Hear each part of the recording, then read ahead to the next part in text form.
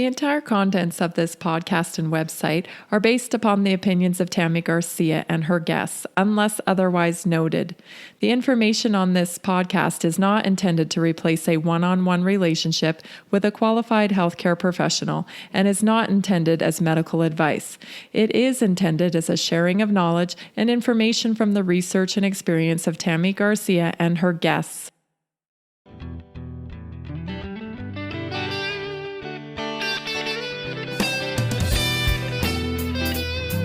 This is the Naturally Inspired Podcast, coming to you from our 1890 homestead in Johnstown, Colorado. I'm Tammy, and I want to thank you for joining us. Let's get started and help people feel good so they can do what they love for longer.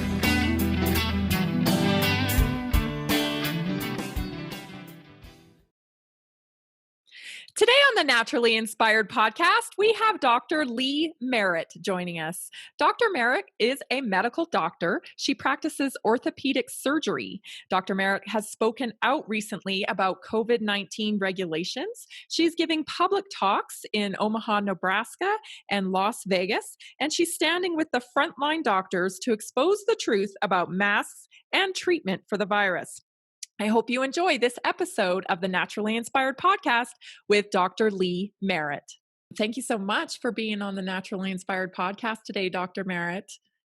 Oh, thanks for inviting me. Yeah, I very much enjoyed your speeches on social media. Seeing you and Dr. Tapper and a few other people that you brought to those meetings was really inspiring and brought me some relief, quite honestly, because we're not seeing enough people stand up and voice what they know to be true. And so for that, I'm very thankful. I'm very thankful that you have done that. Well, thank you. And I'll just point out, in the Omaha, Council Bluffs area, there are 1 million people. Now, in Omaha proper, it may be like 750,000, but out of them, 1 doctor and 2 chiropractors stood up, went to the meeting. So and Dr. Tapper's been the lead on this, and I think this is a sad commentary on what's happening, that there's a general top-down, I heard it said that freedom has always gotten bottom up, but tyranny is top down. And that's what we're seeing here. The medical establishment, it doesn't make sense what they're doing, except as a control mechanism for all of us. Right. And you bring an interesting perspective because you served in the U.S. Navy, correct? Right. I did serve in the Navy 10 years. And I was, I spent, and that doesn't make me a military, strategy expert or anything, but I did have the opportunity of talking, and my ex was a Marine Corps colonel, and he was at the Pentagon for a number of years, and he was fairly high placed, and he ran a Marine Corps air group. So I was around senior level officers, and then after I got out, he was still at the Pentagon. I took a position with the Navy Research Advisory Committee, which is a congressional committee, and by law they have to have a doctor on it. So I was the physician. And one of the things, I researched a variety of topics and tried to make myself useful. There isn't a lot for the doctor to do on that usually, because before this era, it was mostly about, submarines and underwater mines and what we do with these different positions. But one of the things I looked at, for example, was the usefulness of the hospital ships. Should we keep them? Should we not? Etc. And I also had, because I would run around and do some research around the area in Washington, D.C., I contacted people that were involved in the Gulf War syndrome and old colleagues of mine in the Navy. And I started looking at the issues of bioweapons just on my own, because I really became very concerned about smallpox. And the reason that I know that masks have not been seen in the past as useful is because of smallpox. We'd like to think what was the concern with smallpox? Well, smallpox is the most deadly virus known to mankind, and more people died in the 20th century of smallpox than all the wars put together. We don't realize that because much of it happened outside of America. Right. But smallpox is highly transmissible. It's airborne. And I tell this story about the last case in Europe because if people want to understand how transmissible this disease is, it's the same, in my opinion. And they're trying to hide that fact. They try to convince you that these wearing a mask and washing your hands and disinfecting your environment matter. But the CDC itself knows it does not, because they've done studies on other viruses as well as this. But they've done a study, for example, that just came out this year in May in their own journal showing that doesn't make a difference for influenza. Now, influenza and smallpox, influenza is about the same size as this, which is 0.12 microns, very, very small. Right. These are the tiniest viruses out there. Smallpox is 0.2 microns, so it's a little bit bigger. Ooh. The problem is that this COVID is highly transmissible, not terribly deadly. If you look at the overall death rate in the world, your chance of, and I like to look at it in terms of survival, because people need to understand the difference here. The survival rate of COVID this year worldwide is 99.991%. The survival rate of flu last year was 99.992%.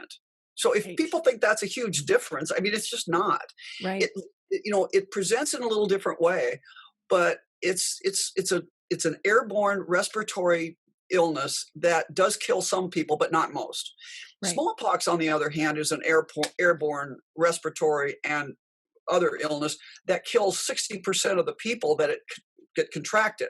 And that's not a massage number. That's based on, this is the stuff that we have is not in the wild. Smallpox that is potentially a threat to us is all in bioweapons labs. And we know what it was that they gave to Vector, and we know what it is in our freezer. There's a book called Demon in the Freezer by, I think, Preston. If anybody wants to read that, that's a very eye-opening book.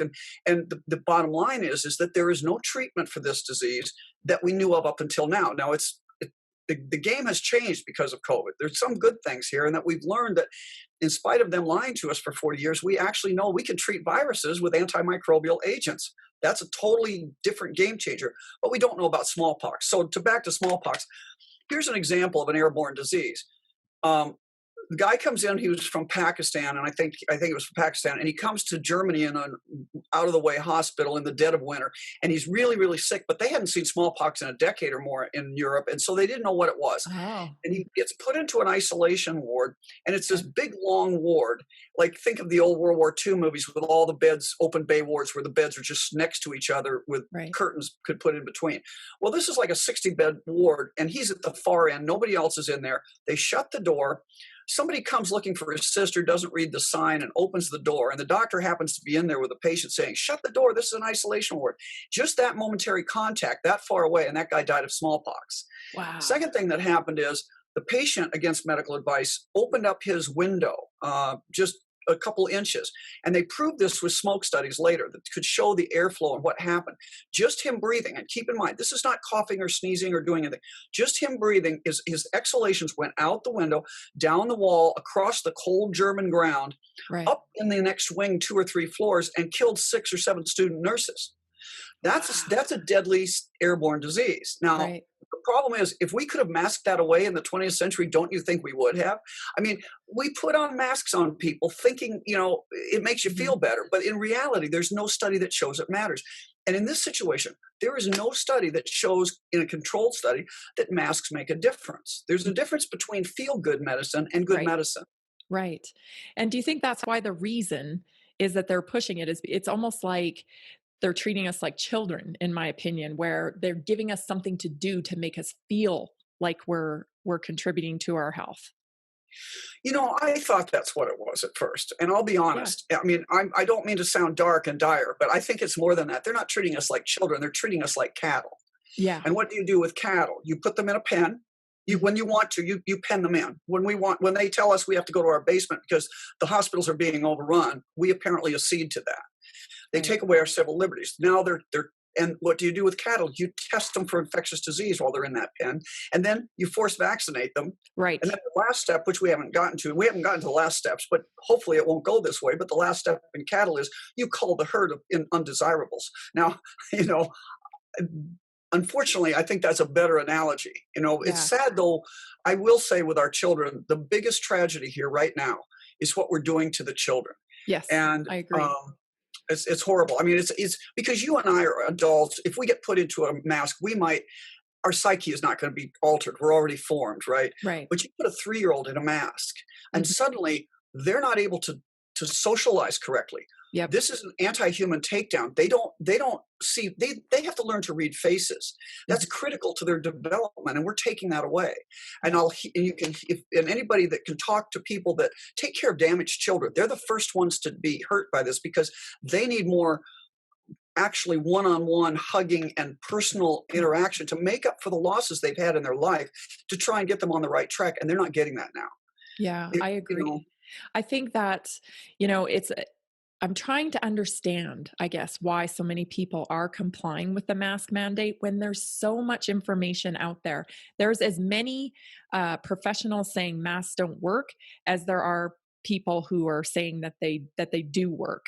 And unfortunately, the people who are saying, there isn't a reason to wear them are being censored. Right. And that's how I actually got into this whole thing. I mean, I'm an orthopedic spine surgeon. I've worn a mask all my life. Right. When I was shut down because I'm an elective surgeon and I was home, what did it do? It made us all afraid at first. We didn't know what was going on. And in fairness, I thought I watched this, and I have friends in places that can kind of talk to me about this, like in the bioweapons lab.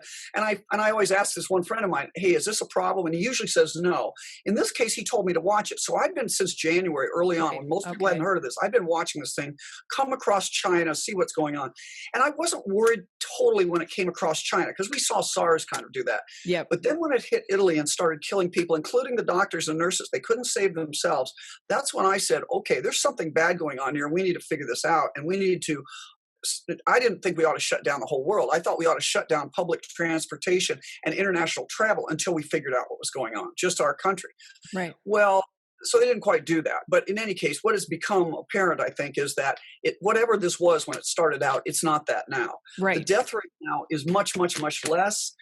The therapeutics, we know tons more about the therapeutics. Right, we know tons more about the therapy, even though we ignore much of it. But the fact is, most viruses attenuate as they come through human hosts. In other words, if you want to be the Napoleon of viruses and take over the world, you can't kill all your hosts. You have to. So there's a tendency for viruses to become more transmissible but less deadly, and that's what we're seeing with this. Mm-hmm. Now, the issue though of masks, we watched it in the Chinese might have been lying, the government might have been lying about what was going on, but the doctors, I think, were pretty straightforward. And the first thing they said is masks don't work. It gets into your eyes. It's everywhere.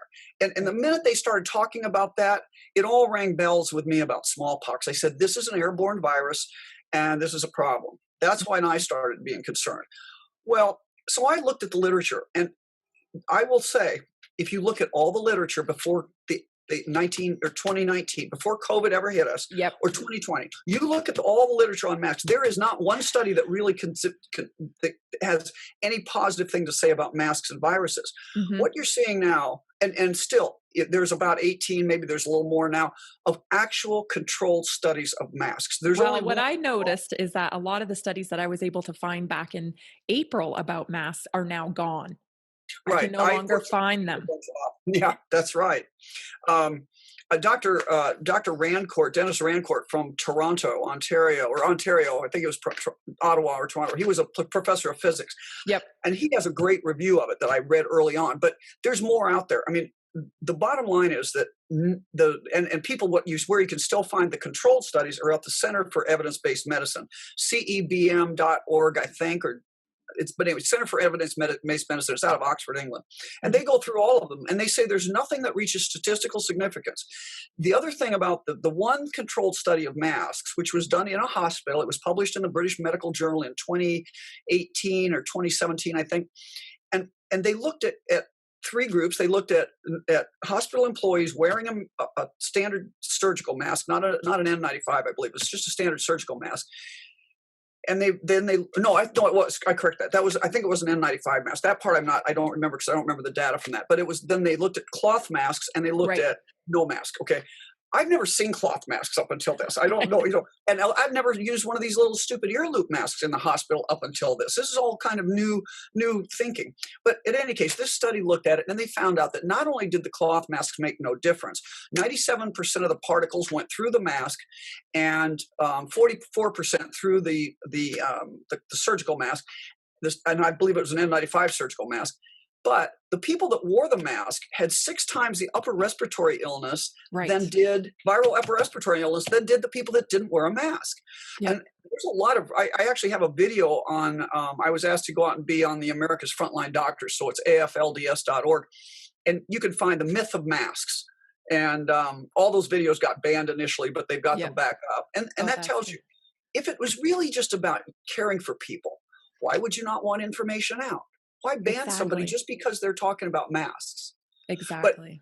But there's more at work here. And I think the fact is, though, that they really, really, really want you to wear masks in spite of no real evidence. And the same university guys who would scream and holler if you brought up an anecdotal case or a bad study are the ones pushing these actually fallacious studies. I found studies that are totally fraudulent. I mean, they cannot be for real.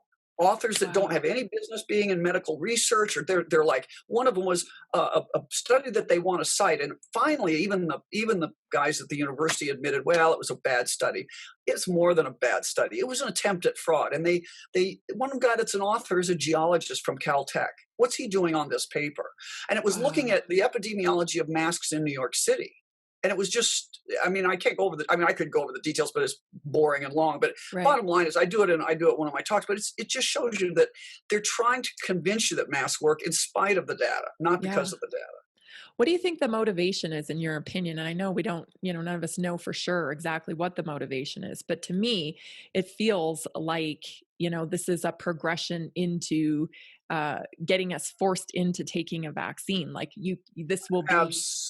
Absolutely, that's what it is. Now, you can argue why they want to force us into the vaccine, but I think if you look at the world today, look what's been happening around the world. Over time, populations have become impotent. They can't look. They disarmed the Australians, for example. Yep. They have taken over civil liberties in so many countries, and we're one of the last free countries, relatively free countries standing. So many people have said that there's nowhere to go. There's nowhere to go. So, if you look at America, you can't, and whoever our enemies are, and I'm not going to pretend to say I know the total enemies here, but, whoever they are, this is a perfect way to take us down when they couldn't do it with bullets. They couldn't do it with economics by itself, but they've got, what does this do? And this is why masks are key. The first thing you have to do if you want to weaken a population like ours is separate us. They tried to separate us black and white. That's not working all that much. They tried to separate us first. The Marxist separation was between, the rich and the poor. They tried to convince us that there's all the employers are exploiting the workers. And that didn't really work in America very well. And so what now they're doing is what masks do is separate you from other human beings. That's right. It's because you're not wearing the mask for yourself. You're wearing the mask to protect someone else. Right. And so they've made you feel guilty. Yes. And to be honest, there's actually, I have had a lot of suspicions about this, and not the least of which I have a whole timeline of what happened about how this virus came to be.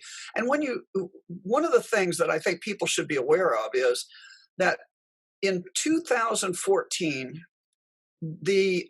first of all, this virus came probably, the interest in coronaviruses has been on for a long time, probably back to SARS. We don't know if SARS was natural or not. They always tell us it's natural. They always tell us from bats or meat farms in China. That's old news, and I'm not believing any of that anymore. But they always tell us that. Yeah.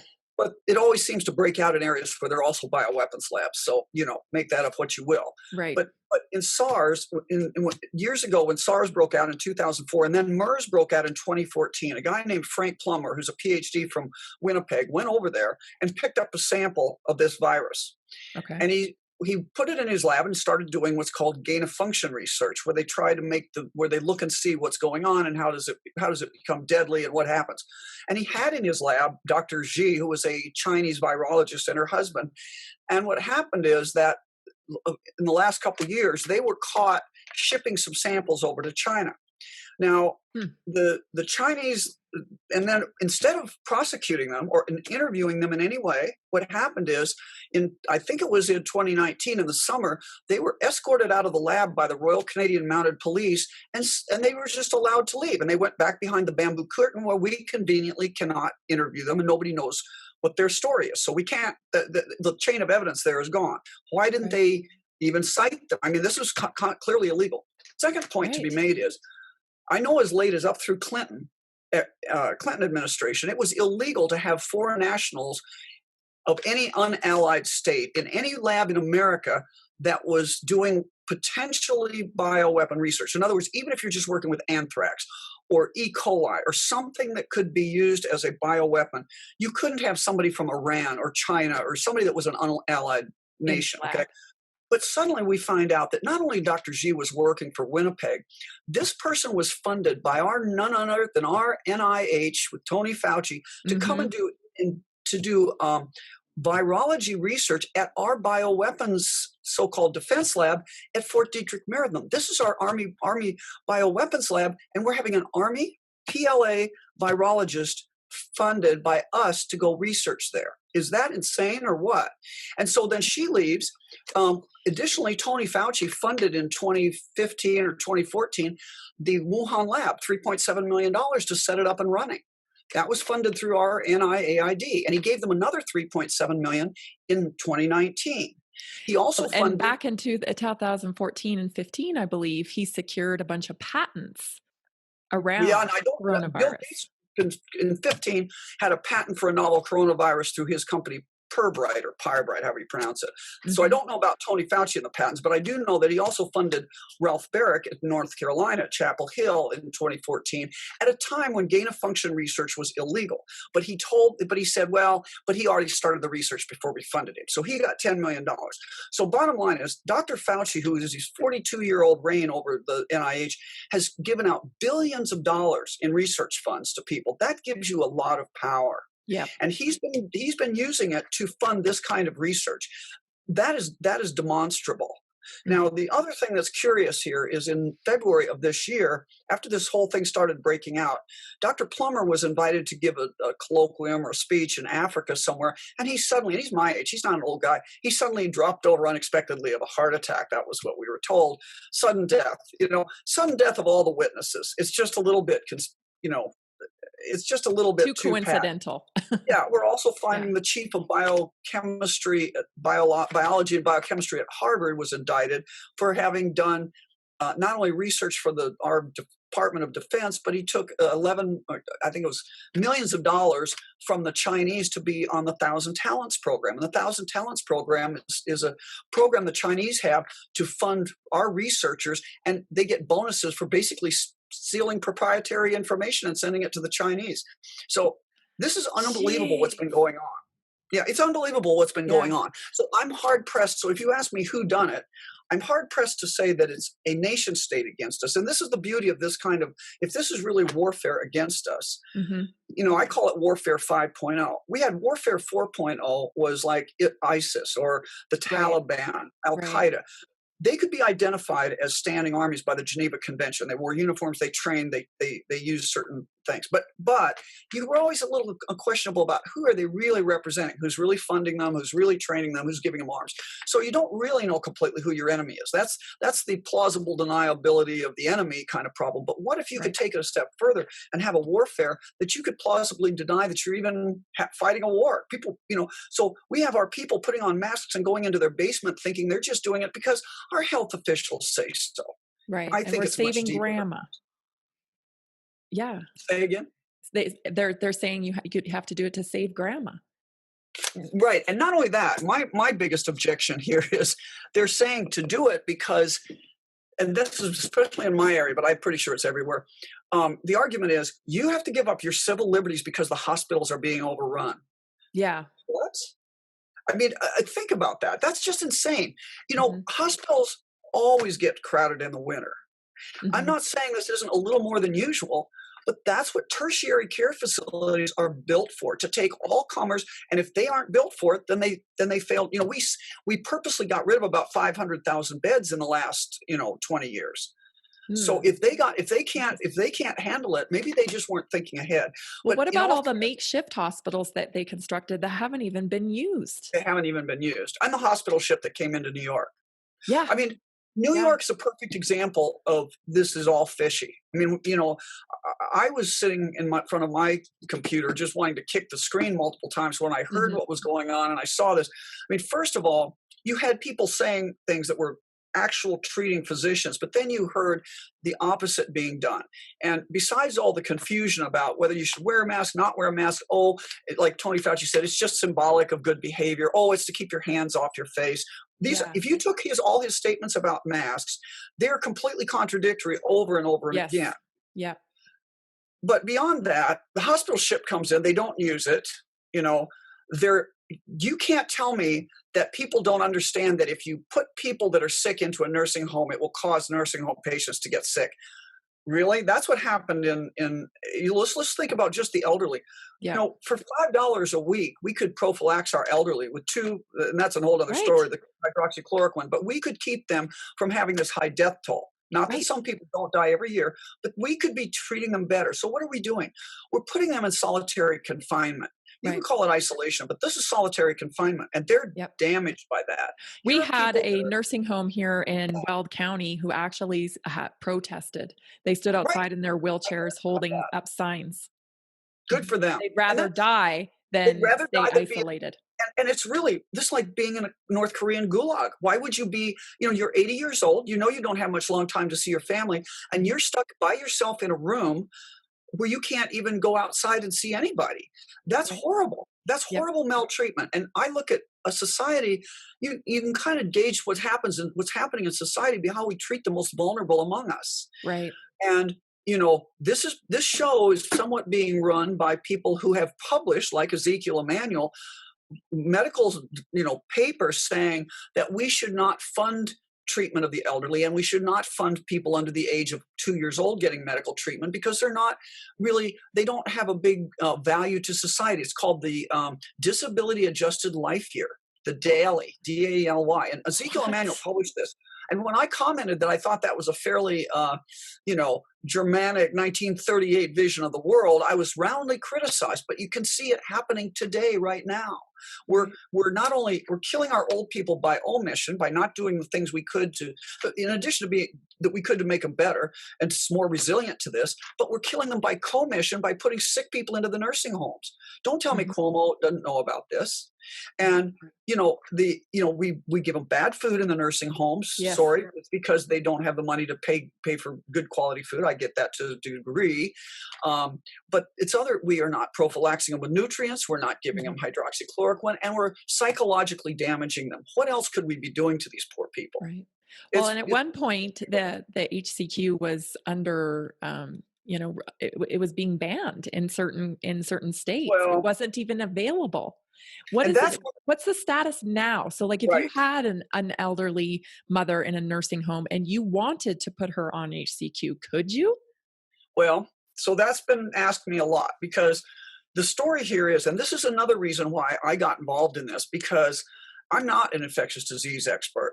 I don't normally use hydroxychloroquine because I'm not a rheumatologist. They use it all the time for lupus and I'm an orthopedic spine surgeon, but morally, I just can't see my neighbors, friends, and colleagues die because of censorship. Then that's what's happening. So what I found out, and because I found out this is really a criminal thing.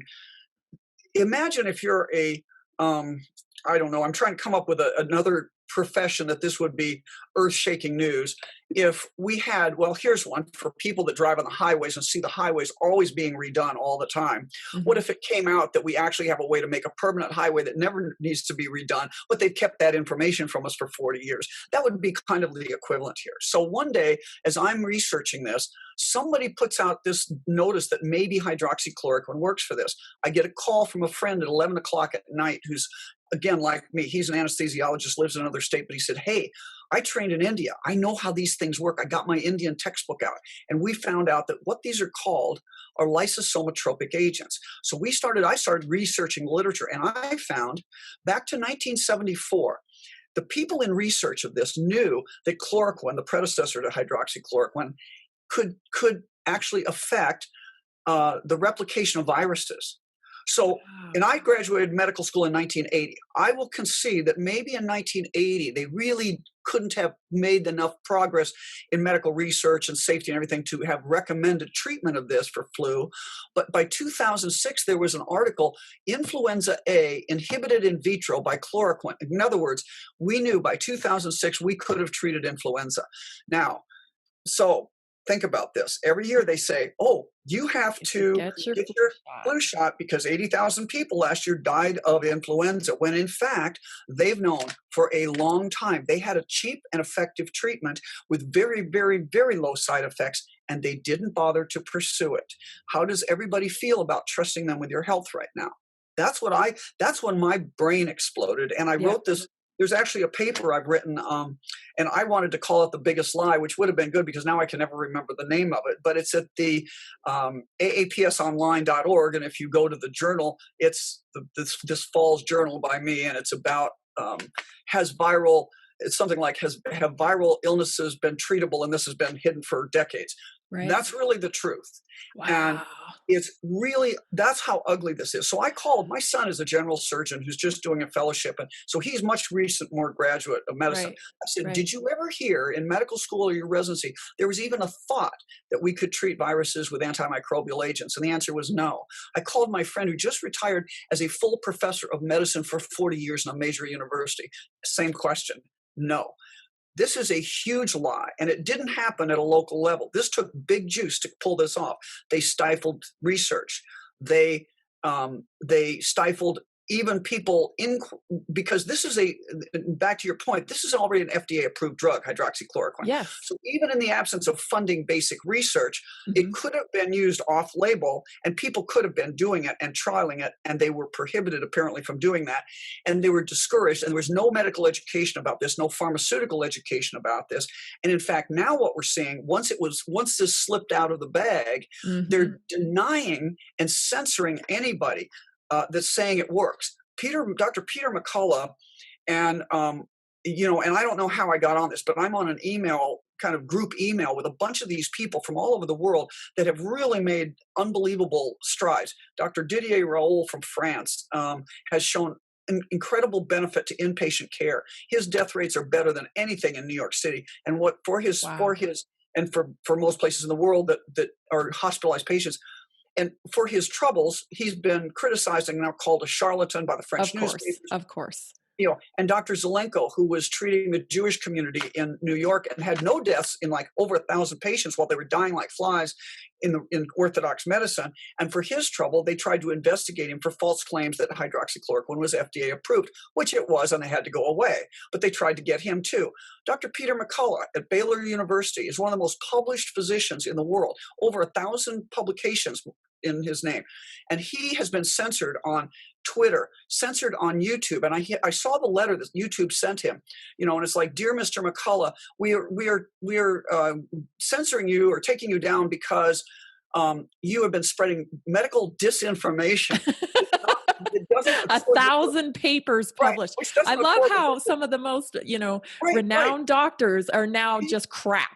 Right. Medical disinformation because he didn't agree with the WHO.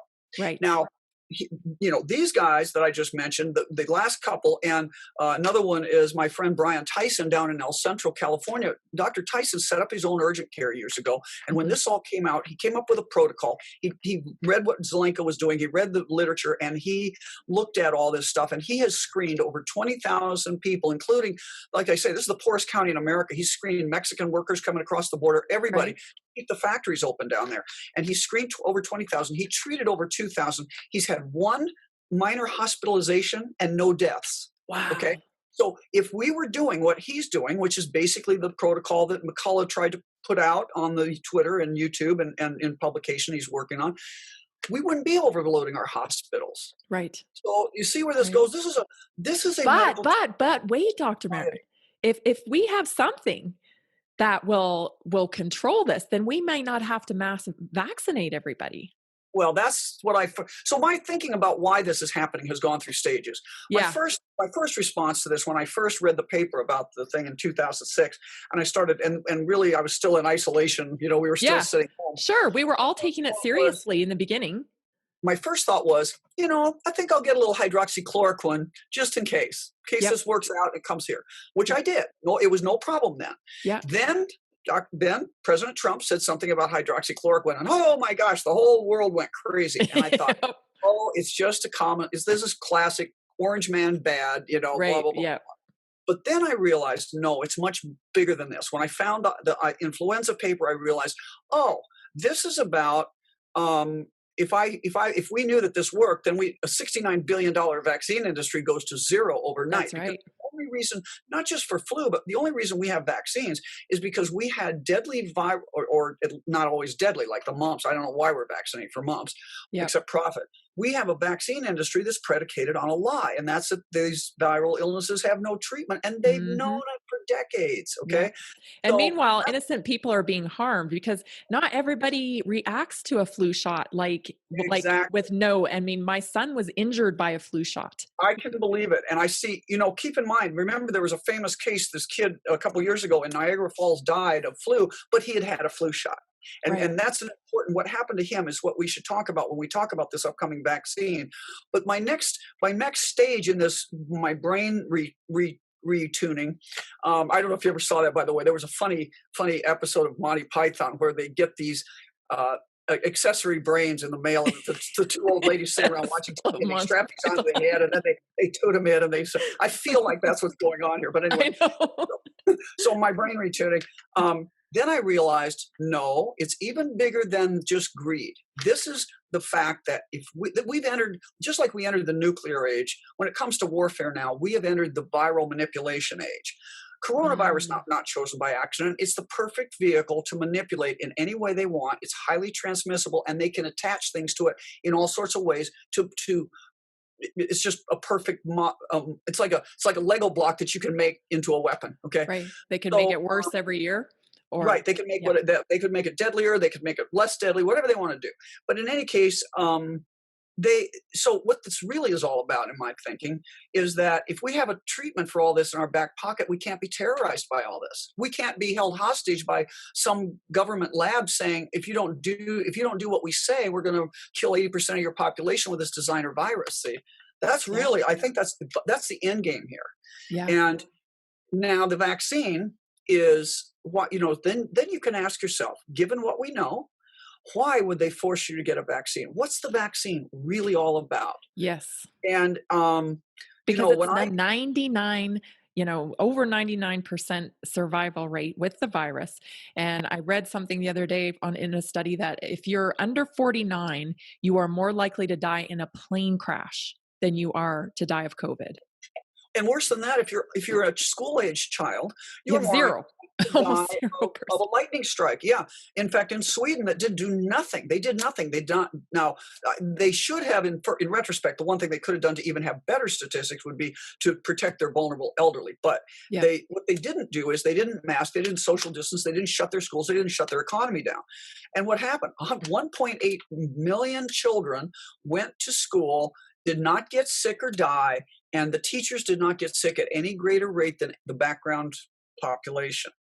That's a big number. That's not an anecdote. But every time someone brings Sweden up, it's gaslit, like, oh, no, though, they just keep saying. They just keep the banter going. Masks work, protect, stay home, save lives. It's just this banter, this constant rhetoric. Right. And that's why I think so. There's also I would really recommend that your listeners watch this video. It's by Dr. Ruppert. I think it's pronounced that way. I don't speak German. Ruppert. Excuse me. And you can find him. He's at acu2020.org. acu2020.org. There's a group of German scientists, lawyers, doctors that are getting together and trying to expose this whole thing. And because they have a bunch of big name lawyers in their group, they're able to use subpoena power, and they found out a lot of things. For example, one of the things they found out that there was a purposeful attempt to make children feel guilty if their parents or grandparents got sick. Yes. I've seen some of the propaganda that was in the school. Right. With the coloring pages about Yep. Oh, don't make grandma unless you wash your hands 30 times a day and wear this mask, grandma could die.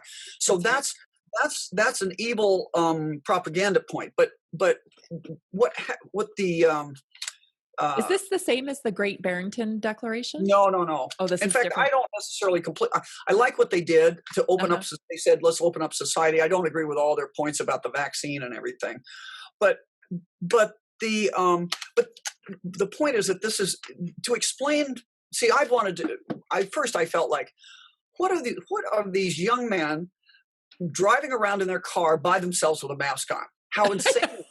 Even if you believe masks work, who the heck are these guys? Are they?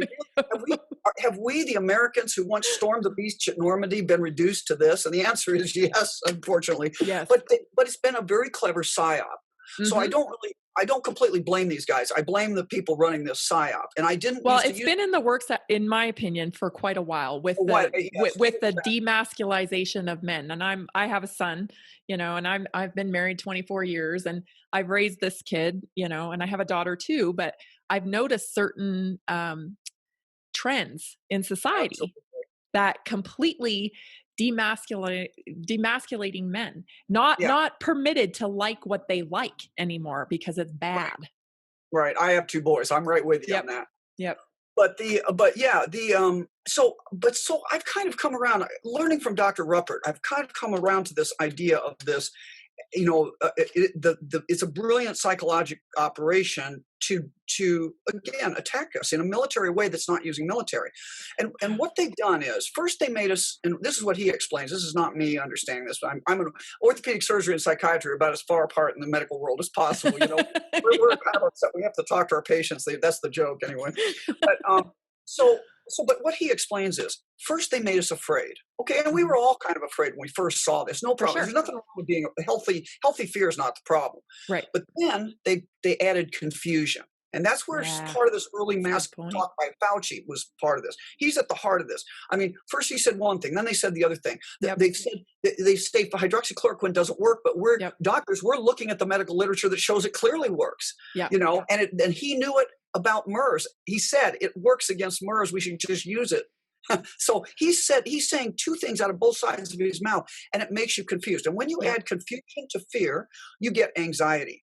And anxiety is a very uncomfortable state to be in. Yeah. And people will do anything to get out of that state. Now, one way to get out of the state, and this is like they treated, and if you look at, there's a guy named Biederman who he looked at the Korean War veterans coming back from the war, that the government was worried they were brainwashed. And they asked him, do the Chinese have some kind of drug or voodoo or something they're using? And he said, no, just basic psychological principles. And this is what they're using on us right now. If you look at it, they isolate you. They make you afraid. They give you monopolization of information. So these people are hearing nonstop about all the deaths. And oh my gosh, it's horrible.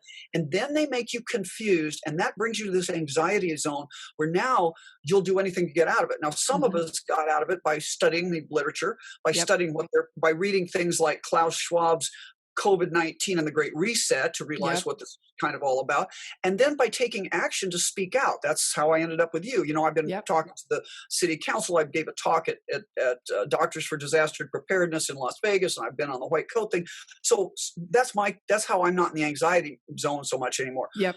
You're acting, because that's the antidote to anxiety. That's the antidote. Knowledge is the antidote to fear. But the other thing is, what these people driving alone in their car is with a mask on, they're the people that have kind of, they're so afraid of dying from this, and they don't have a lot of, this is why it hits 20 and 30-year-olds before it hits the older people, and mostly 20-year-olds and below, because they don't have a lot of life experience.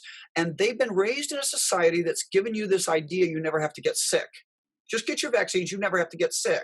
That's not the way. There's a pill for every ill too. Right. That's not the way the real world operates. And most of us used to get sick. Most of us have been sick with the flu. Yeah. But or the chicken pox. Afraid of getting this and dying that they're in that mode of, if I just do exactly what the authority says, I'll wash my hands 30 times a day.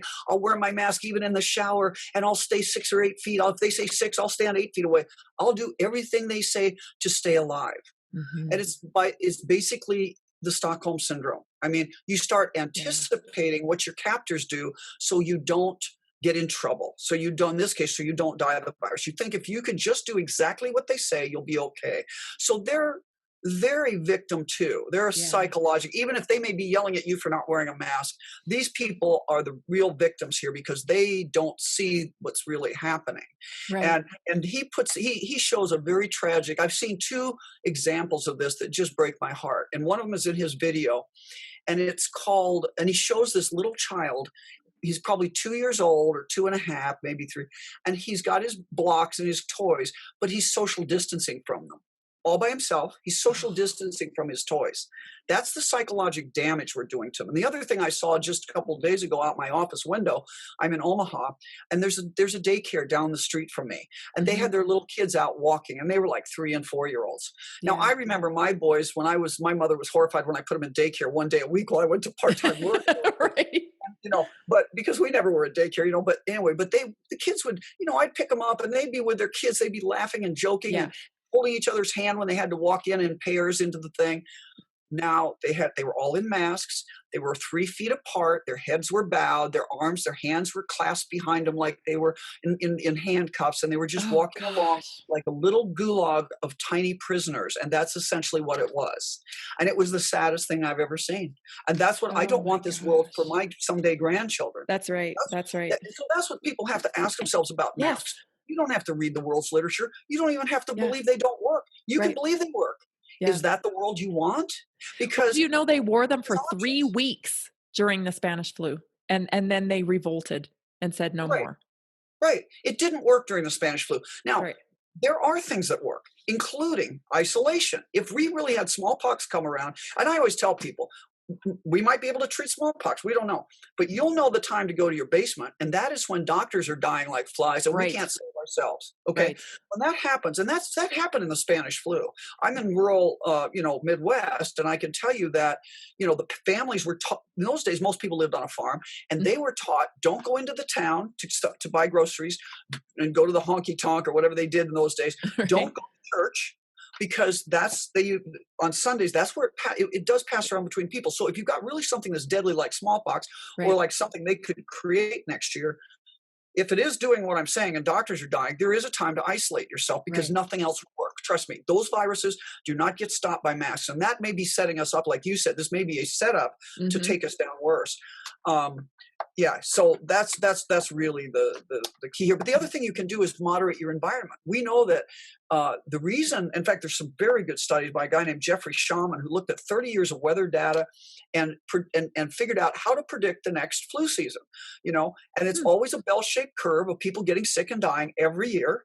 And he figured out the one factor. He looked at schools' closure schedules. He looked at temperature. He looked at everything. It was the absolute humidity. At the first time that absolute humidity goes down a certain amount, I can't remember that exact amount, but it goes down, 2 weeks later, the flu season starts because humidity drops viruses out of our atmosphere. And that's the other big lie here that gets people to believe masks work. They show you these pictures and they always show this cartoon of somebody coughing, and it comes out like a funnel plume in the face of somebody else. Okay. Yeah. But that's not the way viruses actually go around. And this is where Dennis Rancourt is brilliant because he's a physicist and he talks about air fluidity.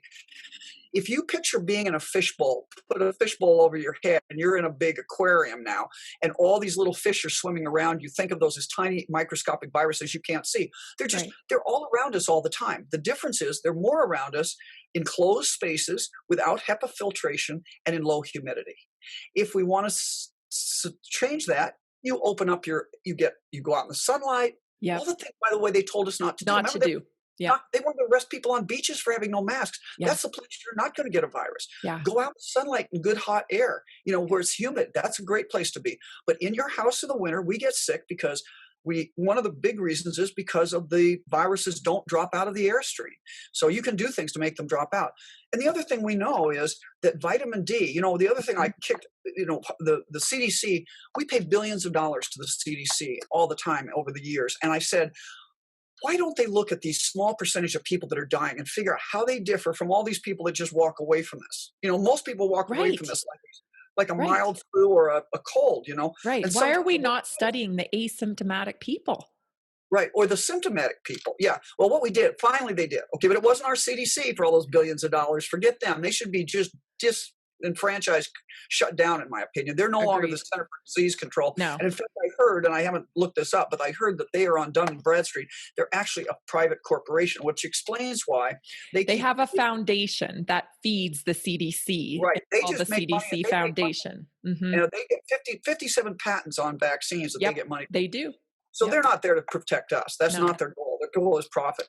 These two agencies, the WHO and the CDC, need to be completely gutted and either done away with or completely restructured, because the head of the WHO is, been working with Bill Gates for years and was a criminal in his own country, from what I understand. Oh, he was a Marxist terrorist. Yeah.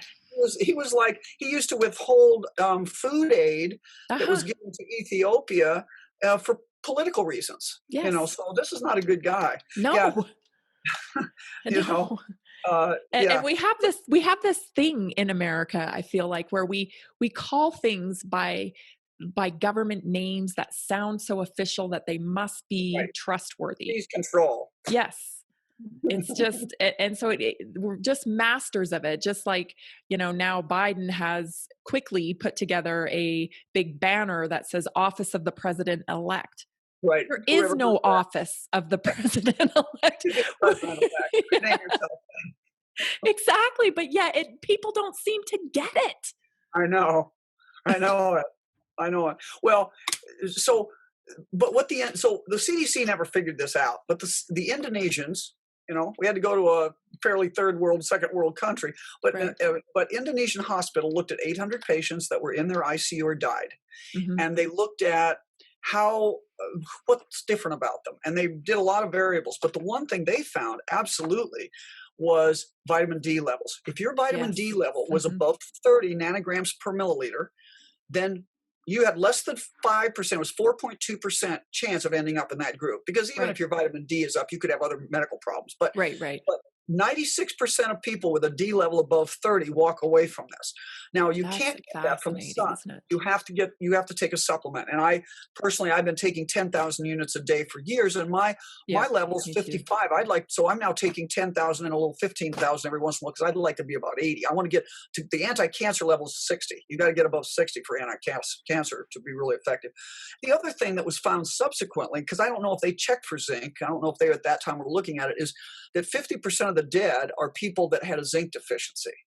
So zinc is critical. This is so fascinating, right? Because don't we see correlation with higher numbers in the African American community? And aren't they more vitamin D deficient? Yes. And that's something I didn't appreciate until this whole thing came out. Their black skin is designed for living on the equator to deflect the light, so they're not constantly damaging their skin like we would be. So they don't absorb that. They need more, and they're adapted to having this nonstop sunlight, which gives them enough D on the equator, but doesn't do it in northern climates. So yes, and that may be one of the reasons. Now there's another thing we could talk about them, but that's why also I think Hispanics are somewhat represented in this group, because they have darker skin, and again they're not necessarily getting the D either. But D is critical, and it's so cheap and easy to take, but you got to take enough. You got to take at least, I personally, for adults, I'd say 10,000. Nobody's ever overdosed at that level. But for, at least 5. 5 is the official orthodox medicine, but I've got less faith in them these days. Yeah, right. But the other thing that's been shown now is NAC. N-acetylcysteine seems to be a big benefit to people, because it increases a chemical called glutathione, which is the body's best antioxidant. So I have a friend in Philadelphia who has some connections, and he started telling me about this before I'd ever read it anywhere. I looked it up, and he was right about the research, and I started giving it to people, and he says that he hasn't had anybody get the disease that's taking NAC, but I've been taking it, but I haven't been taking it as religiously up until now that in the past. But I knew about it, but it was one of those things that kind of, you get tired of taking pills. Everybody does. Yeah. Well, that's interesting though, because again, we're not hearing this stuff, and these are words of hope. Right. We should be hopeful. That's the point. The other one is vitamin C. And, I'm sure in your natural approach to things, vitamin C, and funny, the NAC thing, the government's trying to shut down NAC. They're trying to get the FDA to disenfranchise it. Everything that works, they're trying to take away from us. 2 years ago, or 2 or 3 years ago, the FDA outlawed some way that we can't get the IV vitamin C anymore. We used to be able to, we used to be able to get IV anti-aging doctors and people in that business used to be able to get IV vitamin C, and it was easy to get. Cocktail type stuff. Yeah, I went to a meeting a few years ago, and I thought I would pick some up there. Couldn't get it, and I thought that's odd. But I came to find out recently that that's because the FDA changed the regulation, and for whatever reason, you couldn't just easily get it. And then now it's showing that that's saving lives, right? Well, that's interesting too, because that's also, a natural approach to fighting cancer.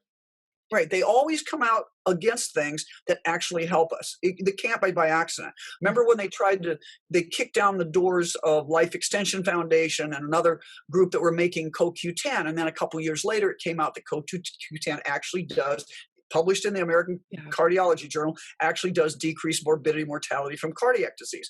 Right. Okay. And they have to find a way to make money off it first. They have to find a way to make, these pharmaceutical companies are running our world, and it has to stop. And that's what people should wake up to here. They're behind this. I mean, it maybe not the final common denominator, but they're way up there on how this is being handled. Another thing, remember how they always say, oh, you people that take all these vitamins and vitamin C, you just make an expensive urine.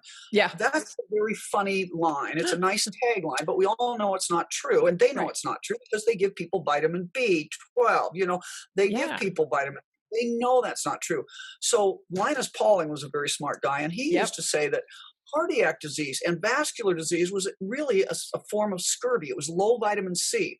Yeah. And so what I found out is, vitamin C really does help you when you're sick. I've had the experience where I've taken a liposomal dose, a big dose, and it just knocked out the virus, an upper respiratory cold when I had to go to surgery or something. I couldn't afford to be sick. Yep. It really works. Yep. Now, you can't take a huge dose of vitamin C without having diarrhea if it's not a liposomal.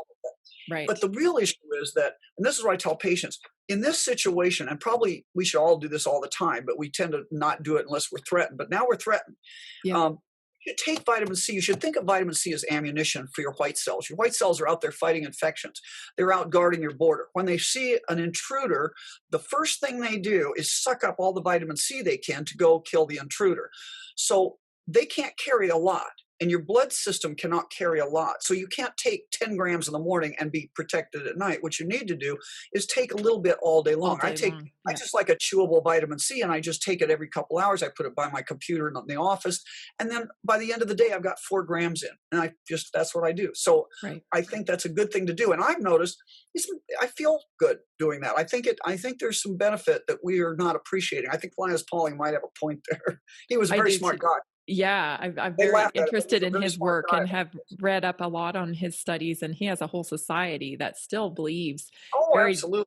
Yeah, very deeply in the power of vitamin C. And we use it in our household even for allergies. If you can take a good dose of it, it'll just settle things down right away because it's a natural anti-inflammatory. It's natural, and it's what recharges your own system. I think it's a point that people should also understand that just because somebody puts on a white coat doesn't mean they're right. And doesn't mean, and I saw this meme that you can buy a scientist just as easily as you can buy a politician. Yeah. And we have this story, and you probably know this story, but this is something I learned in the last couple of years about I always knew it was a scam, this idea that saturated fats caused heart disease. No, it turned out the way we got there is 3 Harvard doctors were bribed by the sugar industry to tell us that. It was not true then, and it's not true now. The increase in heart attacks after World War II was probably due to the increased carbs and the unnatural oils we were manufacturing, like the margarine we made for World War II, and corn oil and soybean oil. It turns out it's not your bacon fat and your eggs and all that sort of stuff, but they were bribed to say it was. How many million people are they responsible for killing? Yeah. So science is funded. Right. Don't just because the FDA says it or the doctors say it or whatever. You've got to use your own judgment on this stuff, and you should be allowed to use your own judgment. Well, that's just it.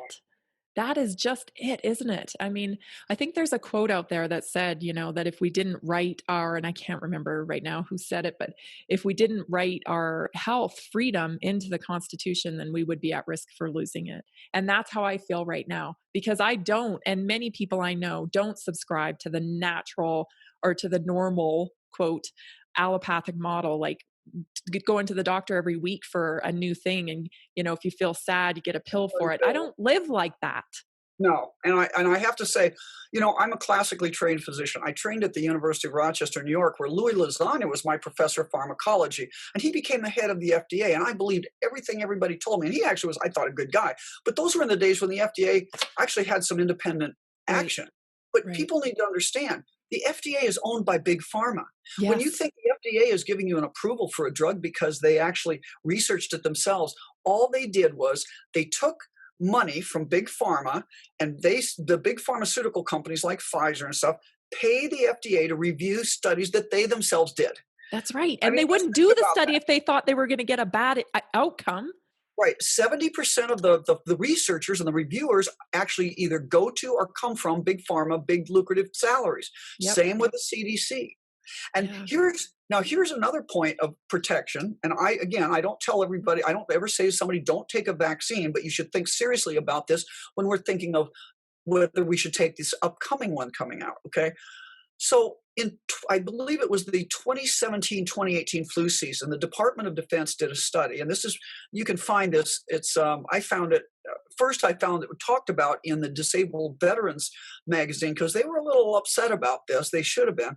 But then I found the actual primary reference. They did a study and they looked at roughly 6,000 people. It was active duty independents, young, healthy people. And they were looking at what's called viral interference. The question they were asking is, if we give you a vaccine for one virus, does it make you more susceptible to other viruses? And they looked at people taking the flu vaccine. Yeah. Some did, some didn't. What was the outcome? It turned out if you took the flu vaccine, you were 36 times more likely to get coronavirus. This is a coronavirus, okay? Yeah. In 2020, this was published in the professional journal. I think it was in Emerging Infectious Diseases or something like that. I have a copy of it, but it was published in a mainstream infectious disease journal, the kind of thing that Tony Fauci and the CDC should be in. If they're going to be ruling this kind of event, they should be in knowledge of. And yet, up until May, I saw the CDC still putting out ads on every page of their website for flu vaccine. Now, how disingenuous is that? And the VA to this day, I think, is still saying, we don't know what causes COVID, but we recommend you get your flu vaccine. Right. Oh, yes. They'll give it to you for free. Right. It's free right now. Right. Free, yeah. The senior medical advisor of of Great Britain said when this first came out, if we believe, because they also, I think they published something that showed your increased risk of death from COVID if you took the vaccine, but it wasn't 36%, but I don't remember. But they said, if you've taken the flu vaccine, we recommend you self-isolate for 12 weeks because we think you're at high risk. This is when we were still advertising taking the flu vaccine. So even the Brits had figured this out. So it's like you have to either believe that all these brilliant researchers and all these public officials from NIH and the CDC and the FDA and Congress committees and everybody are really just wrong, or they're purposely lying to us. Yeah. I can't say I don't believe they're all wrong. I don't either. My claim to fame is it's too well orchestrated at this point. It's too well to be an accidental. We just didn't know. No. But these are smart guys. My joke is I fell asleep in front of Tony Fauci one time, literally right in front of him in a lecture. So he was at the NIH. He was a young professor. He came over and there were 4 of us at this lecture. So I think I was not very impressive at this. But these guys are not dumb. They're brilliant people. Yeah. So if you look at what's happened over the course of the last 20 years, they have systematically bought our hospitals by government funding. Yeah. They have also bought our senior physicians through research grants. Yeah. No private research is being done essentially anymore. And then the other thing I found out, little hospitals like mine, they have co-opted because, and I'm not, I don't know about mine per se, but I'm just saying I can see it around the nation. These little hospitals also are towing the line because they're in these group purchasing organizations, and the group purchasing organizations can give administrators and the hospital a kickback, kind of like Right. like if you go to Sephora for makeup, you can get beauty points that you can use towards other products. Well, they Right. can get things if they buy certain things, and trust me, Yeah. hydroxychloroquine will not be one of them. So what's happening is they're controlled in their purchasing of what they can use at the hospital through that. And Wow. then we have these hospital boards. My dad was a small town country doctor. There were no hospital board, I mean, health boards in small counties. They were just the doctor. You know, Yeah. one of the doctors volunteered to be the county health officer usually. But now they have these boards, and like here I am in a small community, small county with less than 15,000 people, but we have a lawyer from a neighboring state that sits on our health board. How did he get there? You know, what is this Right. really all about? And I'm not trying to badmouth him. I don't know him from Adam. Maybe he's Right. legit. He just strolled in and needed a job. But this is Why is that there though? coordinated, you know? Yeah, it's And now coordinated. and what happened is they are the ones that are being they've got connections to the big university hospitals where they have to refer patients. They're being told you must mask up, or you know, because we can't always take your patients. You know, and they're being told what to do somehow, which I'm not privy to that, but they're being given marching orders. So because I know of one doctor that thought hydroxychloroquine could be right and then changed his mind once because he'd heard all this disinformation. But Yeah. also the board suddenly, Oh, there's pressure. they There's big time pressure, right? I only mean, thing we can do is mask up and isolate. So then they tell you know, in small places, think about it. You have these people that have no professional scientific education, and they're now your county board of supervisors or your city council. yep. And they're voting to take away your rights on the basis of this technocratic regulation. That's where we're going. That's this whole takedown in a nutshell. Yeah. What about, let's talk about that a little bit, this kind of technocracy that we're living in, which is an absolute nightmare for someone like me, especially just because I'm promoting other forms of health and Right. prevention, right? I talk a ton about prevention on here, and that's not the name of their game. So they Right. are, Not they the name of are, no, they are it. taking down people that promote prevention and health just daily being Right. censored and silenced. And what does that look like in terms of what is this medical model turning into? Well, again, I think the pharmaceutical industries are controlling this. They've controlled medical education since 1900, and Mhm. they've changed. You know, the they've changed and you don't realize this when you go through classic medical education.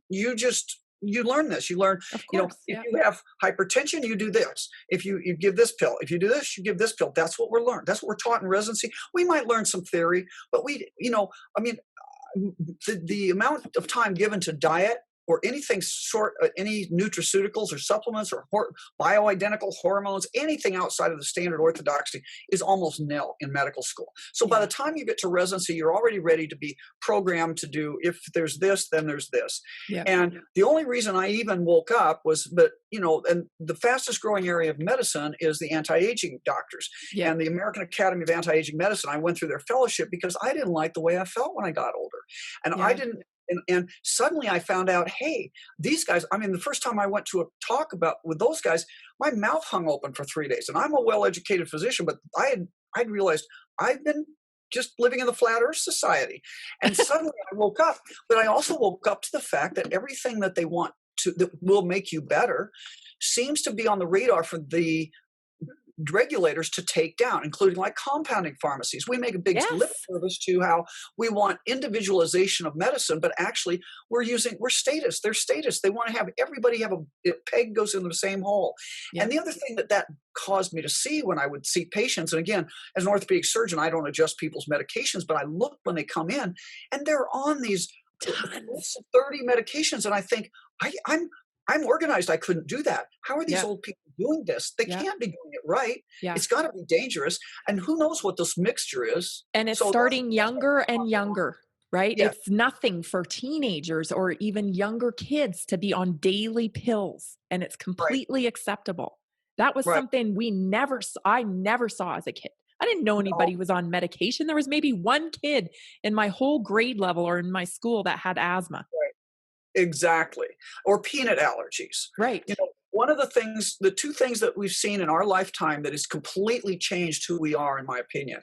And I used to think this was bunk, but I don't anymore. And the first one is, and we gave this to you in Iowa, is semi-dwarf wheat and the what it did to our immune system and our gut and everything. The wheat, basically all wheat now is the semi-dwarf wheat, but it was not done by gene splicing, but it was just Mendelian genetics. But it has triple the number of chromosomes. It's not real food. It damages your gut. It damages the part of your gut that makes small holes that develop and let toxic substances go out into your bloodstream. It's associated with rheumatologic disorders big time. Yep, leaky gut. I deal with arthritis as an orthopedic surgeon. That's a huge one. But it's also stabilized. It used to be stabilized with iodine. The wheat was stabilized, flour was stabilized with iodine before World War II, and now we add bromine, which is a toxic halide. Yeah. So we're giving you a poison that ruins your thyroid, that ruins that's cumulative. We're giving you a bad microflora in your gut. And then the third thing is we use Roundup to kill the wheat, to harvest it. So you're eating Roundup, which may not hurt you, but it damages your bacteria in your gut. Mm-hmm. So there's a totally change of our food system. We have all these bad oils and we have this bad lectins in our diet, wheat being the worst. The second thing is the vaccine protocol. When I was a kid, we got 3 vaccines. We got smallpox, we got polio, maybe just 2. That was, maybe tetanus. We got 3. Now they have like 20. 76. Before they even go to school. Yep. They're getting toxic loads of aluminum, toxic loads of mercury that's not listed. And here's one that, again, I don't tell people not to take vaccines, but I tell them the story and I tell them, then you decide whether to take one.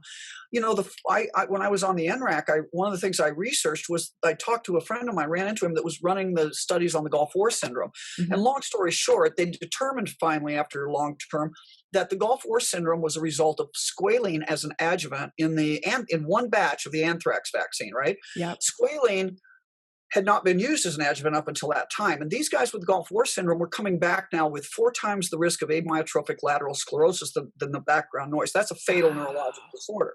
Yeah. Well, and they looked at antibodies and they all had antibodies to squalene, whereas none of the controls did. So it's pretty convincing. Clear. Yeah. People got upset. They said, we don't want squalene in any of our vaccines. And the head of the CDC at the time, who went on, by the way, to become the head of the Merck vaccine unit, said, you anti-vaxxers, there's no squalene in any of our vaccines ever. Until a few years ago, they put squalene in the flu the flu vaccine, and they didn't label it as squalene. So even doctors that might have known this story wouldn't know it. It's called MF59. Just take that for what it's worth. If you trust people that would do that to you, then I have there's nothing I can say, but I'm not trusting that kind of person with my wellness, because that is a wrong, that's terrible. They're not only, they're hiding what they're putting in the vaccines. Yep, they sure are. Doctors have no idea what's in it. We don't get to see the leaflet that has, there's no discussion. There's no discussion allowed. It'll be taken off Facebook if you put down the actual package insert from a flu vaccine. Are you kidding me? And when I'm 68, I've been in medicine for 40 years, 42 years since medical school started. I never saw Guillain-Barré. I read about it when I was a medical student. I never saw it, even though I did neurology rotations. I even went to Queen Square in England and saw neurology patients, and I don't remember seeing a Guillain-Barré patient. Until now, everybody knows somebody with Guillain-Barré, right? And it's related to the flu vaccine. Yes, it is. And it's paid out in the countermeasure courts and our vaccine injury court, which people don't even know that we have. Why do we have these courts and these countermeasure programs if vaccines are so safe? Right. It's not that. And so people that say it's crazy to be anti-vax, it's not crazy to ask for safety. No. And honesty and disclosure. That's what you're asking for. And then you make your decision.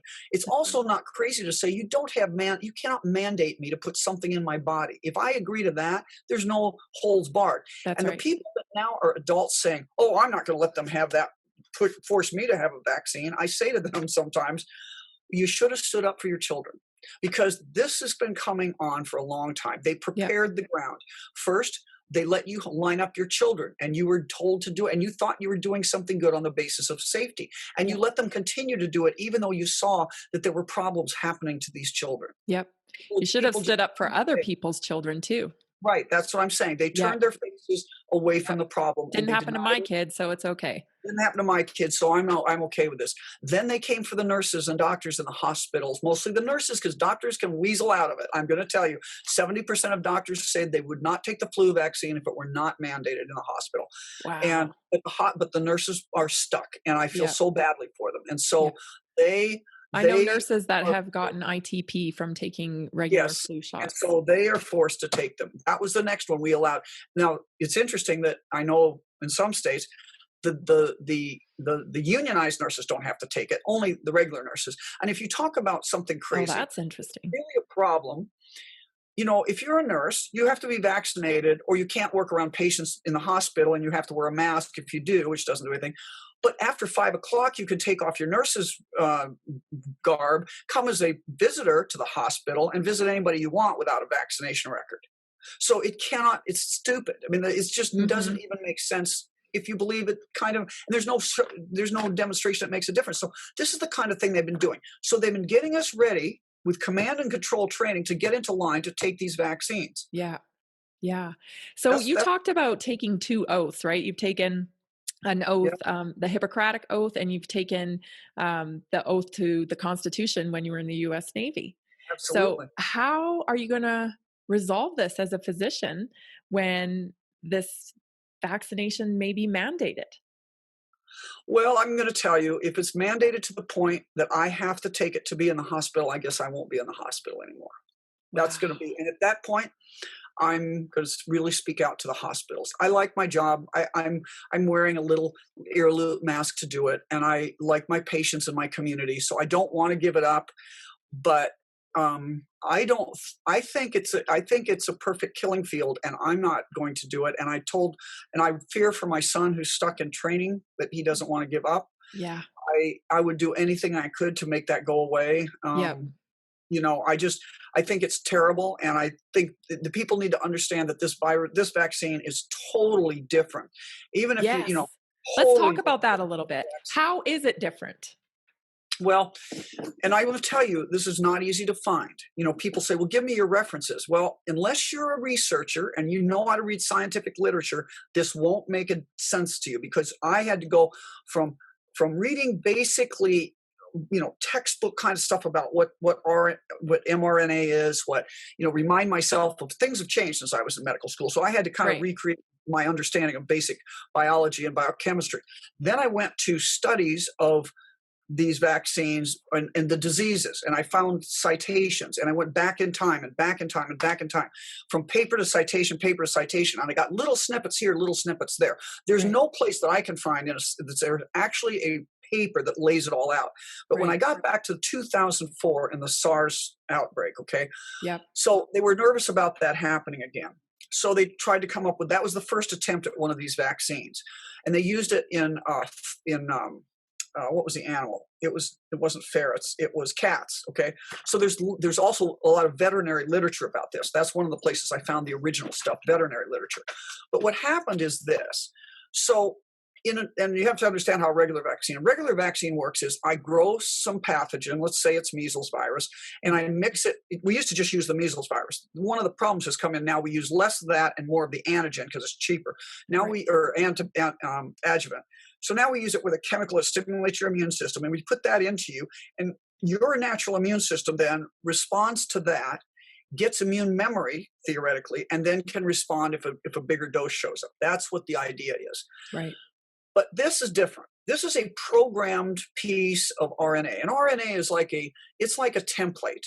It's a template for your body. Your body makes your blueprint of who you are is your DNA. But your proteins, everything that makes who you are, comes from RNA, which is made from your DNA, that is put into this little device that looks kind of like a cheeseburger that runs it through and makes a protein. Okay. That's in every cell in your body. That's how you make proteins. So your immune system makes antibodies based on this RNA that's given as a pre-programmed little piece of, think of it as a computer chip that tells your computer how to respond if certain things happen. Like an we're going to trust Bill Gates, who couldn't do antivirus technology for computers with this. I know, it's quite ironic. That's essentially what the mRNA is. So what happened in the animal studies, and there were subsequently 3 more studies with 4 different vaccines total, using ferrets, cats, and something else. And all of the animals died. Let's just make that point. All of the animals died in this animal studies. And here's how they died. They didn't die from the vaccine. The cats, the ferrets, they were given the vaccine. So far, so good. But then they were given the challenge with the wild virus. And what happened is the wild virus caused immune enhancement. So it caused your body to make these stylized antibodies. Instead of your natural antibody response, now you had these stylized antibody response that went out and coated the vaccine. So now the vaccine is invisible. It comes in as a Trojan horse into your white cells, your army of white cells, and it replicates wildly, and it killed the animals with overwhelming sepsis and cardiac death. Now, the reason, and so every one of those did it. And so the recommendation of these viral, one of the guys I found in 2004 that was in a virology journal, the Journal of Virology, I think, he wrote about this, and he said, never, ever, ever bypass long-term animal testing when you're dealing with this kind of a vaccine. Right. That's what they recommended. Right. Makes sense given what happened, okay? So last year, Tony Fauci got $100 million from Bill Gates' foundation for the NIAID. Yeah. I'm not saying he was bribed, but he does have the ability, unlike most federal employees, to take some of that money, put it in his pocket, and not have it his pension and his federal pay. Yeah. And this year, he gave Bill Gates' Moderna Corporation a pass on animal testing. Now, you just can put that together any way you want, and then you can decide if you want to take the vaccine. It may not be that. It may not happen this way. But here's the potential. There is a potential to make this a binary weapon. And one of the reasons I think this could be done is when I watched this disease come across China, there was a specific group of victims that were totally unusual from everybody else. And if you remember, in China, the death rate was 5-to-1 male to female, which is higher than it's been anywhere else in the world. There's a little more male predominance, but it's mostly in China. It was 5-to-1. That's a big one. And you saw these young men at first. You didn't see them later in the pandemic, but at first, when there were still videos getting out, you saw these young men, they'd be walking down the street and they would just drop onto their face. No hands out, no guarding. You can't pay an actor to do that. And then there was, although we didn't get a lot of information, we got some early information that these guys had died of overwhelming cardiac death. It was a sudden cardiac death from sepsis to this virus. Sound familiar? Yeah. So honestly, what I think the point here is, I suspect, just like we do, which I'm not saying is good, that they tested vaccines on their military recruits because that's what they were worried about, was a SARS epidemic taking them out. And these are guys that took the vaccine and had no trouble because SARS went away, right? They didn't get exposed to it back then. But now they got exposed to a similar virus. It created immune enhancement and they died. That's what I'm concerned about. So let's take it a step further and what the possibility is of this kind of response. Let's suppose I wanted to terrorize, let's say, Iceland. I'm picking a country at random that really is a plague. Those Icelandic people. Iceland. Sorry, the Vikings. Okay. But let's say I wanted to. Okay, so what I would do is I would convince the Icelanders to take a vaccine because they have some disease that we're going to help them with. Okay. Oh my God. And I make the vaccine, this mRNA vaccine, but it isn't really to any disease they have. What I really do is program that mRNA to something I can artificially produce and stick onto a coronavirus, which now we know they can do, right? That's why they're using coronaviruses.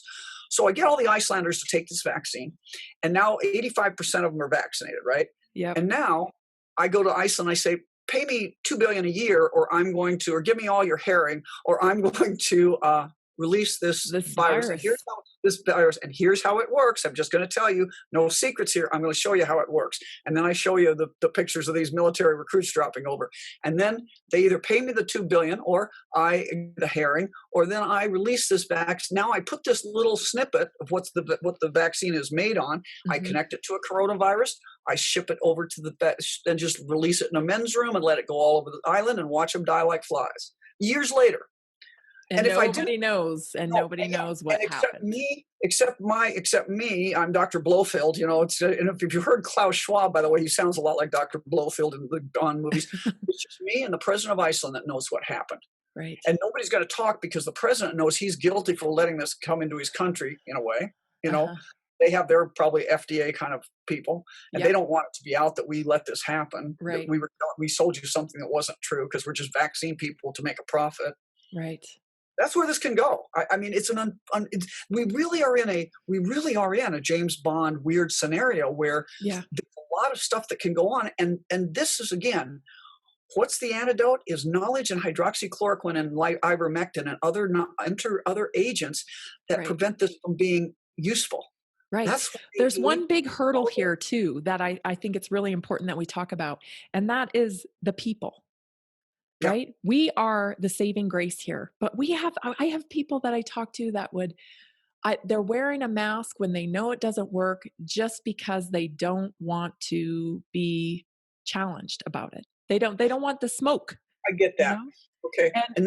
And what do we say to these people who are saying, you know, I can't lose my business. I can't do this. But here's the frustration is that we're not going to have anything anyway. That's exactly what I've been saying, is that at some point you either stand up now or you're going to be on your face and you're going to be first of all, if you're a small business owner, you need to understand, and I'm a small business owner, you need to understand that they're going to they want to get rid of you any way they can. Yeah. You're not their favorite few. That's not how economics works these days. And small businesses are the biggest employer throughout our country. We employ 55% of the population. Right. If you look at Klaus Schwab's book, COVID-19 and the Great Reset, he basically talks about how the idea is by 2030 not to have private property, that you will not be in gas cars, that will make it. It's Agenda 2030. We'll have fair income. Everything will be rosy. You'll be so happy. That's a plantation. You'll have no land. Yeah, we've seen that. It's called slavery. You're on a plantation. You're owned by these people. Yeah. So that's where we're going. And the issue is, when do you stand up? And they do it very gradually, so nobody feels compelled to stand up today, or tomorrow. It's like death by slow starvation. Right. Well, they did that to the Jews, right? When they started taking things away from them. Oh, now you can't drive. Oh, well, it can't get any worse than this. I mean, I think that's the big question that everyone asks about the Holocaust is, why didn't they get out? Right. Why didn't they stand up when they could? Because they didn't. That's right. And they didn't understand how bad it was going to get. Well, but these guys are telegraphing now. They're telling us. They're writing about it. It's not. It's not invisible.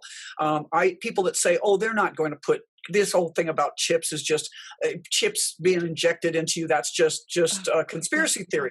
Right. Except for they have their own website with the technology right there. 2020. Go and look and see. They're already doing it. The quantum dot tattoo. Yeah. Quantum dot tattoos. Look at the guy who's Bill Gates' buddy, who's been funded by Bill Gates at MIT, that's doing the quantum dot, and also has an implantable microchip that can make you infertile at their remote command. So this is real world technology. Real world here. We're not in conspiracy theory. We know about this stuff. They're already using it for looking at having these nano things, these little nanoparticles line your nervous system. They can multiply. They can line your nervous system to maybe help you with your Parkinson's or whatever. So we know this technology is out there, and that they know a lot more than what they're telling us. And they show us signs in our culture as well. And there was a new advertisement. I'm actually from Victoria, British Columbia, Canada. Okay. And in Vancouver right now, they're running billboard or ads on their bus stop signals that says, the best thing that you can do for your child is not have another one. Yeah. Well, and keep in mind, people don't want to hear this either, but these people are overwhelmingly eugenicists. Remember Prince Philip, who said, I want to come back as a germ so I can kill 90% of the world's population. These people have been, the Kenyan doctors, ask the Kenyan Doctors Association. The Kenyan Doctors Association got very upset because they found that birth control chemical, HCG, was put into the tetanus vaccine they were giving to mothers in Kenya. It was the Catholic Doctors Association. They took 6 independent samples to 6 different labs, all came back positive for this, because the mothers started saying, why are we having to take so many vaccines? And why did all my friends that took this become infertile? And why did this person have a miscarriage? And blah, blah, blah, blah, blah. And it turned out that's what they found out. So, HPV. I mean, there's a lot of stuff. Yeah. HPV vaccine made a bunch of young girls totally Paralyzed. menopausal. Okay, so Oh, I didn't know. that's the overt thing. What's the sterility thing? Well, and I'll tell you an ugly thing about this vaccine. I mean, this virus. This virus attaches to your ACE2 pathway. That's why some people are genetically a little more predisposed to it, we think. We're not sure why blood type A is a little bit more, but it probably is the same thing. They probably have more ACE2 pathways. Well, where are the ACE2 pathways represented in men? It's in the testicle. They have a lot of them in the testicle. So it's certain men are more likely to have sterility than others. And, that may be an issue here. But so we ask, what do I say to people like that? And this is where I get into the talk about, I've taken 2 oaths in my life, one to the Constitution and one to Hippocrates. And my point is there that I say, my oath to the Constitution was not to allow, to support and defend the Constitution against enemies foreign and domestic. And I feel this is a domestic threat to our liberty and to our constitutional republic. Yes. But the second thing here is that as a physician, one of the things that Hippocrates' oath says is, I won't lie to my patients. I will do no mischief. I will act only in the interest of my patients. And, people take that oath and they don't understand when it says, when Hippocrates says in the original oath, he says, I will go into the house of the patient only for the good of the patient. And I'm sure that medical students think, well, who else would you go in there for? And I tell you who else. For your insurance company, for the government, for the eugenicist, Big Pharma, the wife that wants him dead and gets his insurance. Hippocrates understood that there are third-party interests at play, but your moral obligation is to the patient in front of you. And so I don't want to lie to my patients. And so by me wearing a mask, it makes them think that it works and it does something. And that is false, and I'm not lying to them. Now, when I talk to small business owners, and I get it, we're in the same boat now. I've heard just recently that the Gestapo in Omaha are going to start coming after small businesses that don't wear masks. But it is true that some jobs you cannot wear a mask and do your job. Yeah. Okay. Part of our problem is I work with lasers, and the mask fogs the laser because we don't have surgical. The only way I could get the pipeline of masks is empty for my physician supply. So I can get these little Twinkie masks, but I can't get masks that really prevent fogging of the glasses. So I can't do laser treatment without that. So there is that. I mean, there's a real reason I can't wear a mask, but I tell people, look, if you have to wear a mask when you go to work because your employer will fire you if you don't, wear the most worthless mask you can. Wear a Twinkie little ear loop mask. Do not wear a cloth mask. You're more likely to get sick. Wear something that is in compliance. But when you're not in your job, when you have a choice, stand up. Don't wear it to the grocery store. Don't wear it to the pharmaceutical store. Don't wear it to places where you are supposed to wear it. And what can they do? They can throw you out. They can lose their own business over it. Let them lose their business. That's fine. But we're at risk for losing so much more. And I'm tired of this kind of, sentiment that, it's just a mask. It's an easy thing to do. It's no big deal. It's not going to stay that way. And I'm not an expert on these things, but I will say that the people that are say this is an occult symbol, and that masks not only are dehumanizing, but they're an occult symbol. And I have to say it's a symbol of subservience, and it's a symbol of you're going to shut up. You're going to be quiet. You're going to now give yourself over to this cult, the people that are involved in these things. And so I think this is a higher order of evil that's involved here. And however that's playing out, the masks are, a very famous or very prominent professor gave a talk that I listened to, and he gave he was giving the dinner talk the night before I gave my talk on it's actually on SARS-CoV-2 and the rise of medical technocracy. It's still on the internet, but it was out in Las Vegas, and he gave the dinner talk the night before, which is not the, you don't show professional papers, but it's an entertaining talk on the subject usually. Right. And he showed a picture of Chinese railroad workers in America in the 1800s. And if you remember, I'm in railroad country near Omaha, that's where the UP and all that. And the Chinese workers were Han Chinese. They were not Manchu, but when they came over, they had these long Manchu braids, and they had to wear them. Even though that wasn't their hairstyle, the Han Chinese did not wear those braids, but they had been conquered by the Manchu. It was now the Manchu dynasty. And it was a symbol of subservience. At penalty of death, if they didn't wear that braid, they would be murdered. And it was such a big deal for the Chinese to make sure they were in compliance. They sent secret agents over to America to make sure that they were in compliance. For the braids. So yes, with a braid. And if you think the mask is nothing, it is a big symbol of compliance, if not more. If it's not a cult symbol, it's a symbol of compliance. And so every time you put it on, it's like the gold, it's the Jewish star. It's the gold star. Mm-hmm. Okay. Mm-hmm. And unlike, the Danes in World War II, if you think about it, how did the Danes deal with it? Well, they decided we'll all wear the king of Denmark, God love him, said, okay, then we'll all wear the gold star. If you're going to make our Jews wear it, we'll all wear it. And they all wore it. So it nullified the point of the gold star in Denmark. Right. That doesn't work here because they want us all to wear it. Because it's not just because a gold star didn't separate you humanly from your child, but this does. This is an evil takedown, and that mask is the start of it. And if you don't stand up for the mask, then the next thing you're going to see too is go to your basement now, girls and boys, because we just decided that the hospitals are too full and we have to shut down your business. You're non-essential. You can't go to church. Yep. And think about it. At some point, I heard somebody else say this. Do you have the right to tell somebody they're non-essential? And if you don't have that right, you cannot give that right to your representatives in government.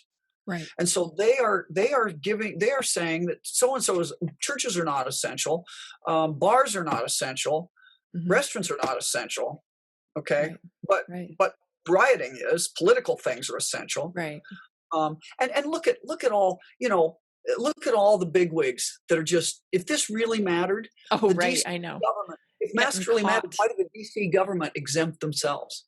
Why did the state of Michigan or Wisconsin there are like 5 states, Ohio and Kansas, there are a bunch of state governments that have exempted themselves and their own workers because they realize it's nonsense. Yeah. The common everyday person understands more about this than Fauci you'd think that Fauci did, because he actually is, he knows this is scientifically nonsensical. But when you go into this restaurant I go to pick up food these days, and I was sitting at the bar where my husband was, and the bartender said, "Isn't this silly? You walk in 13 feet and you have to have a mask to get inside. And you sit down and you're okay." At the bar, sit at the restaurant. Yeah.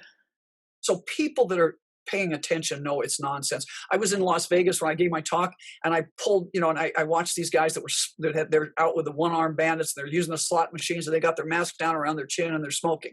Okay. They would tell us there's a little tiny half wall that separated the restaurant from the slot machines and the bar and the rest of the casino. If you're on one side of the wall, you didn't need a mask. And if you were on the other side of the wall, you needed a mask. Yeah. Nobody in their right mind with 4th grade level science can believe this makes a difference. That's right? absolutely true. And I think this is a great place to wrap it up, and, a call to everybody just to, stand up now. Stand up now. Do your own due diligence. Go back and read some of these studies.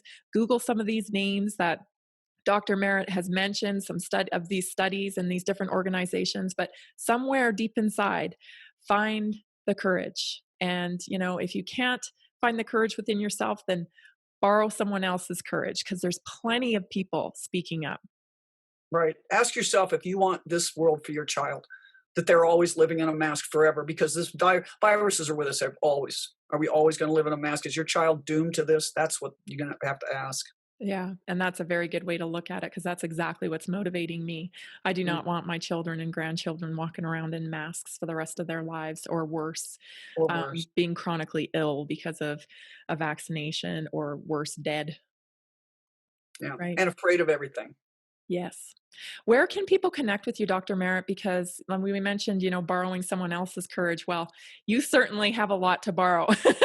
So where can people connect with you? Get to a point where, and I'll have to, this is kind of funny. I was at a meeting for the no mask people in my area, and one of my long-term friends, young guy, and I went up to him and kind of put my arm around him and said hi, because I hadn't seen him for a while. And he said, "I don't know if we should be standing this close." And I said, "Oh, come on, you don't believe in this social distancing." And he said, "No, but I'm afraid that the pharmaceutical companies are going to use some directed enemy when I'm standing too close." And that's funny, but it's not. It's not completely. It's actually really scary. Well, in my talk in Las Vegas, I said Jeffrey Epstein didn't commit suicide, and I'm not suicidal either. So, well, I've got a website, drleemerritt.com. Okay. And it's 2 R's, 2 T's, 2 vowels. So drleemerritt.com. And Frontline Doctors too. You got involved with Frontline Doctors, and those videos are circulating too. And I think those are great resources, because there's a group there, and there are people and professionals out there giving you valuable information. Unfortunately, you're going to have to find it. You have to look around, and you have to understand it's going to get harder and harder. And, move to Parler, move to Signal, keep the communication open. I think, think of it being at war. You think of it, we are in a slow motion war. And it's just getting rolling.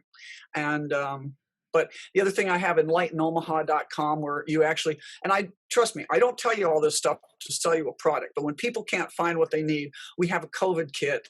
It has NAC, selenium, zinc, and vitamin D at prices. I've always carried vitamin D because of my orthopedic background. I really want people to take it. So we just added those other things. That's great. And that's enlighten.com? EnlighthenOmaha.com. Omaha.com. Awesome. Yes. Thank you so much, Dr. Merritt. It's been a pleasure talking to you. Really good job. Thank you so much. Thank you. If the naturally inspired movement makes sense to you, let's do this together and transform the medical model and help people take charge of their health. Learn more about how you can join the Naturally Inspired movement by going to naturallyinspiredadvocate.com or call me at 970-475-4862.